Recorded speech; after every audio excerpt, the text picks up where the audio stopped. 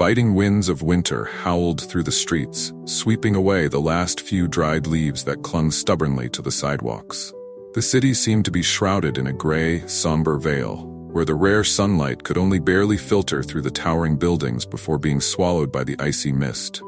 The cacophony of blaring car horns, hurried footsteps, and the bustling faces of passers-by painted a picture of life in motion, yet one that was cold and detached. Amid this ceaseless rush, few noticed a small corner tucked behind a busy café, where an elderly man huddled on a flattened piece of cardboard. His name was John Mitchell, a name that perhaps no one remembered anymore. His rough, calloused hands clutched an old, worn-out coat that barely shielded him from the biting cold. His gaze was distant, as if reaching out to a warm memory from the past, a fleeting fragment of solace that had long since slipped through his fingers. The coat, thin and tattered, offered little protection against the sharp chill, but John uttered no complaints. He was used to this, the endless lonely nights and the suffocating sense of invisibility, as though his existence no longer mattered to the world around him. Yet, John was not always a shadow in the corner of life. Once upon a time, he was Sergeant John Mitchell, a brave soldier, a guiding figure revered and trusted by his comrades. His days in the army were marked by relentless battles, where every breath was a gift of fate. John had served on harsh and unforgiving battlefields, where the symphony of gunfire and explosions was a daily rhythm, and where a single moment of carelessness could mean never seeing the light of day again. But war did not leave its marks on just his body. It scarred his soul as well. When the war ended, John returned home, a place he had dreamed of during countless sleepless nights in the trenches. He had envisioned a life of peace, surrounded by family and friends, but reality was far more brutal. The world he once knew had changed, and he no longer felt at home. Old friends had moved on, his family grew distant, and the job he had been promised vanished like smoke. Plagued by war's haunting memories, John spiraled into despair. Sleepless nights turned into endless days of torment, and soon he began to lose everything: his home, his job, and even his hope.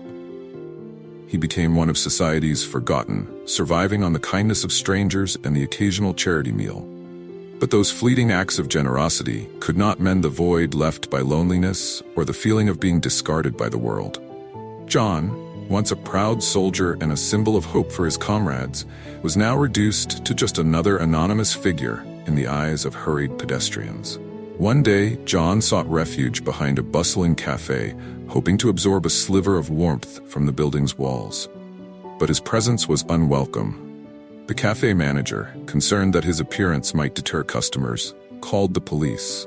When the officer arrived, John quietly gathered his meager belongings, ready to leave without protest. He was too accustomed to rejection to argue. But before he could walk away, the officer detained him, informing him that he would be taken into custody for trespassing. Sitting on the cold steel bench in the holding cell, John felt an overwhelming emptiness settle within him. He did not feel anger or sorrow, only resignation. After years of being overlooked and discarded, this was just another chapter in his long story of being unseen. What John didn't know, however, was that this seemingly insignificant event would soon become a turning point that would forever change his life. The trial was set on a freezing winter morning as gusts of wind swept through the deserted streets and the pale sunlight barely pierced the dense clouds. John Mitchell, an elderly man with silver hair and a face deeply etched by time, appeared at the courthouse with a humble demeanor. He wore a worn-out coat donated by a shelter, and his tight, ill-fitting shoes made every step painful. Yet, despite the discomfort, John maintained his composure. Life had taught him how to endure pain in silence. The courtroom was packed with people. Most were there out of curiosity rather than genuine concern for the case. To them, John was just another homeless old man, a burden to society. Their gazes carried judgment, and soft whispers filled the room as they speculated about what crime this vagrant might have committed. John paid them no mind.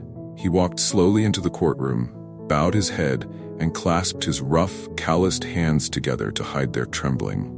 At the center of the room sat the presiding judge, a middle-aged woman with a sharp, discerning gaze. She wore the traditional black robe, exuding authority and fairness.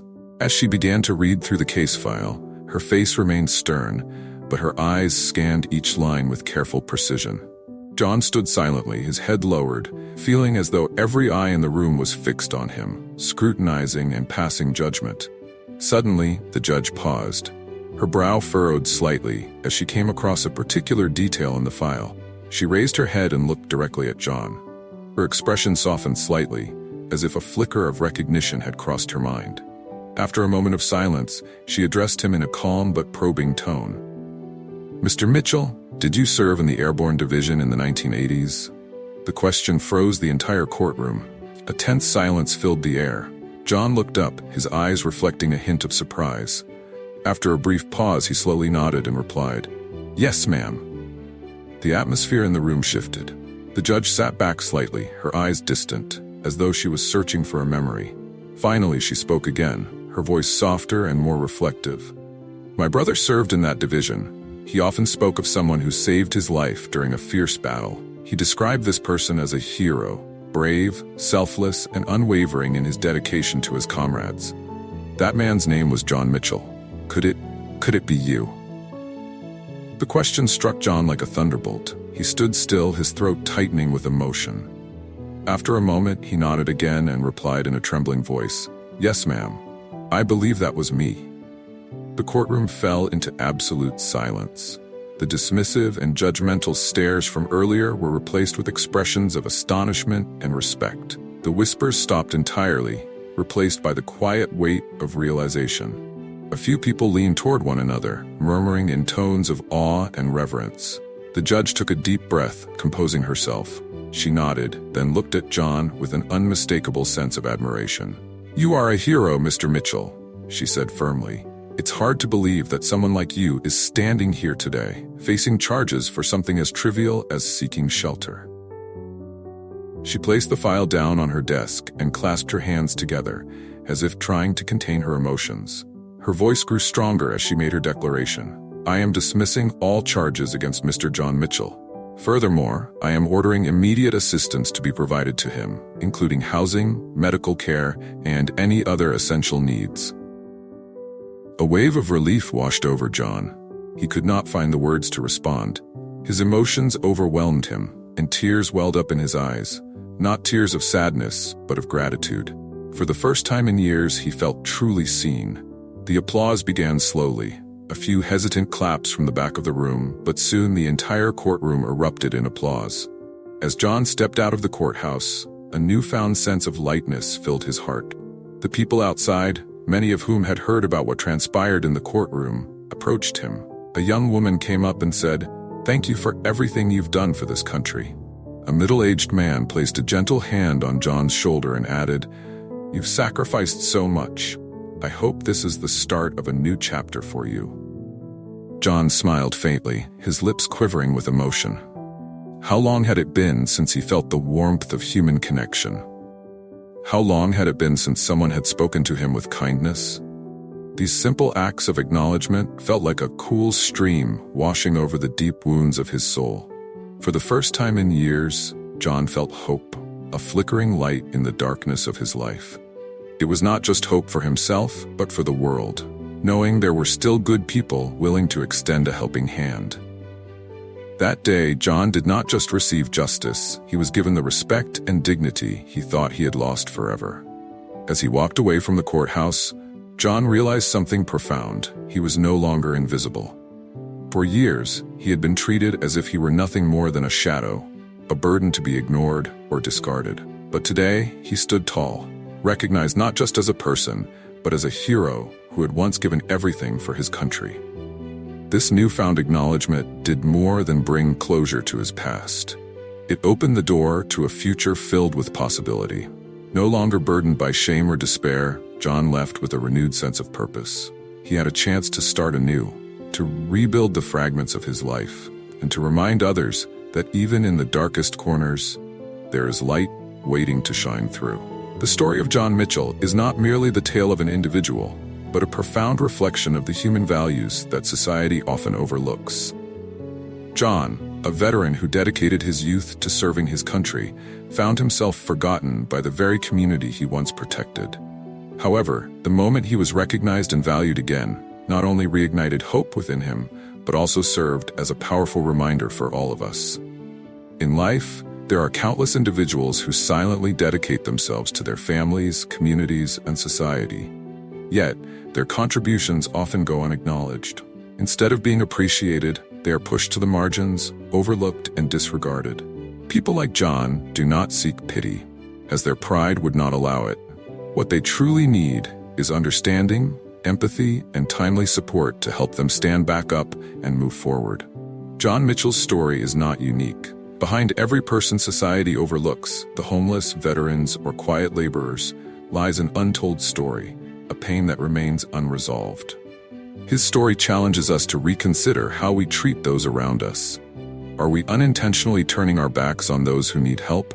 What can we do to spread kindness and help others rediscover their worth in life? If this story has touched your heart, consider taking a moment to act.